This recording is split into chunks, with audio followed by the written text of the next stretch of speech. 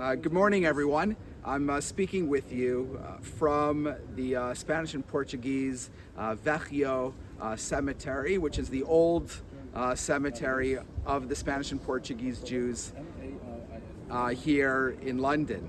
The Velho cemetery dates back to 1657, so to the very beginning of the Jewish resettlement in England by the Spanish and Portuguese Jews.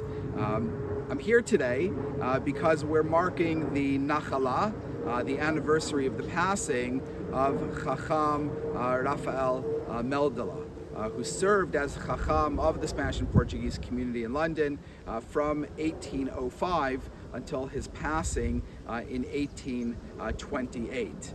He was a very important figure who had, shall I say, engaged in a variety of different areas of importance during his life. And I think it's important to stress a little bit about what he did because a lot of his life and his activities are not actually very widely known. I have here the thing that he's probably most well known for in the Jewish world, which is a Sefer that he wrote called Kupat Katanim. Kupat Katanim is a book of halakha on the laws of marriage, family purity, etc. And this is a Sefer which is still studied till this day. It was written before he came to London. He was originally from the community in Livorno, in Italy, where he was a student in Sivan there. He studied under the famous Chida, Chaim Yosef David Azulai, who had come to Livorno from Eretz Yisrael originally to raise funds for the settlements in Israel, but with many of the shlichim would often then stay in some of the places where they went to and would serve as rabbanim, and there he taught young Raphael Meldola, who becomes eventually the Chacham here. And it's worth just kind of pointing that out because in this book that was relatively recently published, I bought this in Yerushalayim a few years ago. It's a new printing, the new typeset, but the opening paragraph in the Mevo, in the Hakdama to the book, says Rabbi Raphael lo shimesh b'rabbanut. Says Raphael Meldola did not serve as a rabbi, and we don't find him mentioned among the greats of his generation. So clearly the person who wrote this didn't even bother Googling his name because it's quite clear that he served as the Rav of this community for 25 years. And so quite clearly had a quite long rabbinic career in addition to obviously being a Talmid Chacham of note that was able to write a Sefer that even 200 years later is still being studied. Now, as you can see from behind me, this has become a bit of a destination for people who want to recite prayers particularly on the occasion of his Nachala. You can see this group of Hasidic Jews that have come, and he's become associated, I think, with Shidduchim, with marriage. So people because he wrote a book on marriage. I mean, during his time, this certainly wasn't the case, but it seems that kind of it's evolved where there's this kind of association with him. So people who want to pray by rabbis for different things, it's evolved to pray by his kever for, I believe, things related to marriage. I don't quite know what Chacham Meldola would think of that, because that's certainly not the community background that he really came from. But Livorno was a very important Spanish and Portuguese community. During those years in the 1700s, it, together with Amsterdam, were the primary place where the Portuguese Jews lived and where they had their major yeshivot, which were known as Etz Chaim. In London today, we have a publishing house associated with the Spanish and Portuguese, which is called Heshaim. That's an outgrowth of Etz Chaim. And those were the main yeshivot in Amsterdam and in London and in Livorno. And then there was a smaller branch of it here in London as well. Those communities had 4,000 or 5,000 Jews. In fact, the synagogue in Livorno was almost the prototype for the synagogue that would eventually be built in Amsterdam. The synagogue in Livorno was destroyed during the Second World War. It was taken over, Livorno was taken over by the Nazis, and the Allies bombed it. because it had become an important port.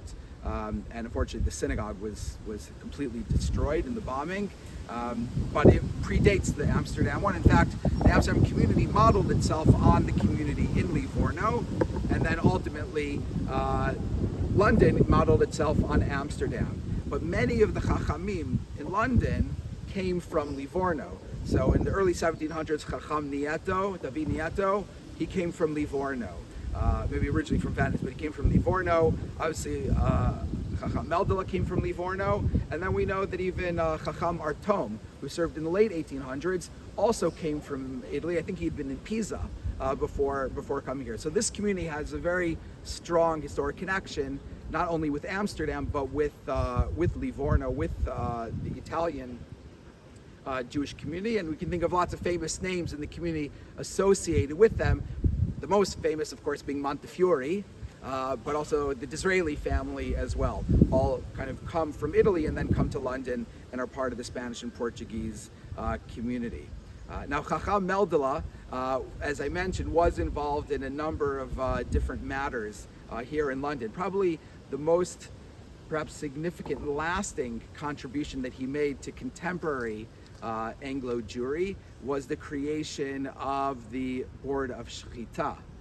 He worked together with the chief rabbi of the Ashkenazi community, Rav Herschel, and together they created this joint Board of Shechita that even till this very day continues to oversee Shechita in this country. So that was one thing that he did that was important, was finding a way to create this kind of pan-Jewish community organizations that wouldn't kind of only serve the Sephardi or the Ashkenazi community, but actually would provide for the entire community.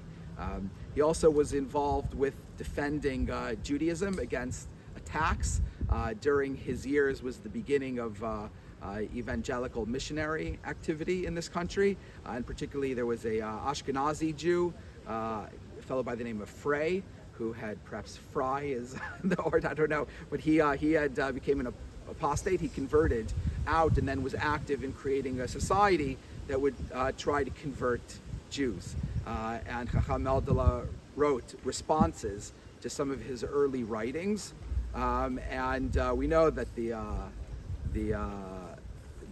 board of the Spanish and Portuguese, the Muhammad, were not so happy with him engaging in public debates, and encouraged him not to do so any further. They didn't think that it was actually something that was helpful. But one of the things that he did perhaps take note of was the fact that there were criticisms being made about the conduct of the tefillah, of the services. There were people both inside and outside the community that felt that people were attending the synagogue less, that people were not participating, that the services were not uplifting. And it's during his time that you begin to see a little bit of an interest in kind of elevating the quality of the tefillah. He begins introducing elements of a choir into the synagogue. So something that nowadays we really strongly associate with the Spanish and Portuguese Jews, which is the choir, was something that he had begun to introduce.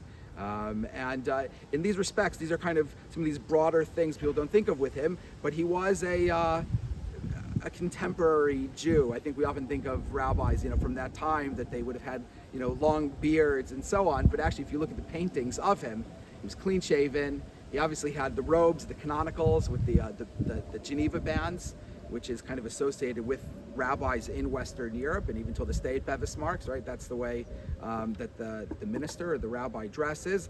And he had a tri-corner hat as well, which was also the way that people dressed at that time. So he was a person of his time, and we see that in some of his other writings. One of the things that perhaps most I think important, but though actually not widely known, was his attitude towards general education. So he obviously was a Talmid Chacham, and he was an important rabbi. In fact, his son, after he passed away, would become the head of the Bet Din of the community. So he raised his children. They were, Talmidei Chachamim and so on. But we have a letter that he wrote in 1827, so just a year before he passed away, to the person in the community that oversaw the community schools, the Heshaim, the Etz Chaim school, which had not been, there were concerns that it wasn't being run successfully. And so his name was David Abarbanel Lindo. So he wrote to him the following. He says that he believes that it's important in instructing our youth, both in the doctrines of our religion and in respective branches of liberal science. It is education, you well know, sir, that lays the basis of the future character, that develops the mental energies and affords a supply of wholesome and nutritious food. And that it is only by the adoption of such a course, conducted upon liberal and enlightened principles, that our nation can readily expect to keep pace with march of the intellect. And he goes on to explain further what he means by this expression of support for the inclusion of general studies within a Jewish curriculum. And he writes in reference to what was happening already in his community in Italy, in Livorno, during his life. And he says the following. He says, in Italy, under a just sense of their duty in these respects, have founded several universities. By universities, he means yeshivot. So they have several yeshivot in Livorno, in which the study of the divine law, right, Torah, halacha, is regularly and successfully pursued. A study which embraces not only the vast Talmud, but also the requisite expositions, which he means the following. Astronomy and the several branches of mathematical sciences compose also a part of their enlightened plan. The former for its utility in the computation of time, and the latter by affording a solution of the difficult problems in the Mishnah. Likewise, anatomy, so essential to the right decision of those points of our laws relative to forbidden animals. And so what he was saying is that we should benefit from the march of science, right? This is after the Enlightenment. We're saying that there are things that science and general studies can contribute towards our understanding of Torah, and that if we remain only studying the Jewish texts, without those, we don't benefit from the contribution that those studies can have to our understanding of Torah. So he took an approach that said that actually, in order to fully understand Torah, we also have to be more generally educated as well. Otherwise, not only are we not generally educated, but we don't even understand what the Torah itself is trying to say. So in that sense, he was, shall we say, we would think of him as kind of modern in his thinking of believing that you needed Jewish and liberal arts education together, and that was the ideal.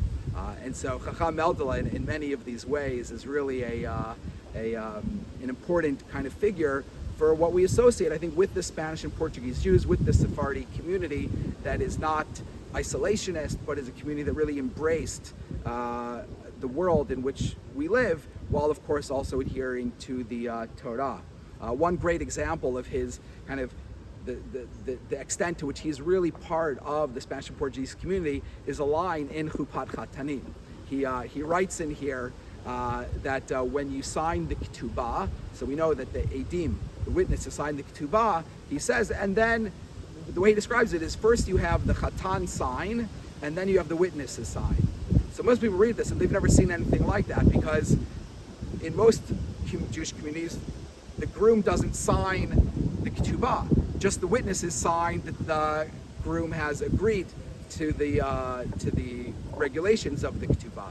But in the Spanish and Portuguese tradition, the groom actually signs. And we still do that to this day. At Babis Mark, so the groom signs his name in English, and then beneath his name writes novio, which is bridegroom in Portuguese. And so what he writes in here, you almost can't fully understand if you don't understand the Spanish and Portuguese community, because you don't understand the context or what maybe he's even talking about, because it's something that's largely not done in the rest of the Jewish world.